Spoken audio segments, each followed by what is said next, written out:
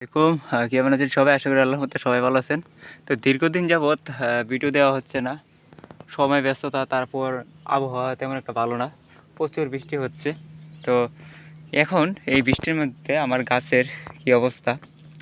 তো চিচিঙ্গা গাছ মোটামুটি ভালো, খারাপ না, ভালো বলা যাচ্ছে না।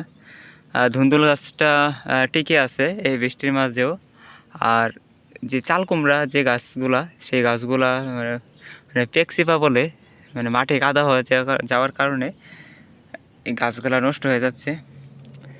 আর দেখেন এই ধুন্দুলের ফলনটা তো আশ্চর্য একটা বিষয় হচ্ছে, এই যে দেখেন একই গিটে ধুন্দুল এবং ধুন্দুলের ফুল অসাধারণ দেখতে লাগতেছে।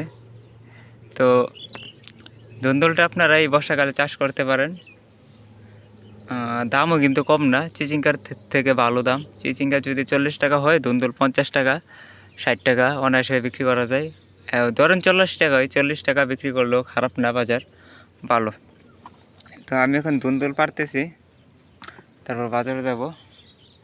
তো অতিবৃষ্টির কারণে জমিতে সার দিতে পারতেছি না, তারপরে পাতা কাটা দরকার ছিল, কিন্তু জমিতে পাড়া দেওয়াটা এখন ঠিক না। তারপরও ফসল না তুলে তো আর কিছু করা যাবে না, ফসল তুলতে হবে, যে কারণে আসছি ফসল তুলতে।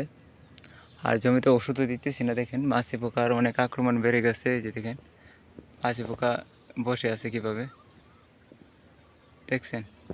এই মাছি পোকার কারণে ফসলের নাজেহাল অবস্থা।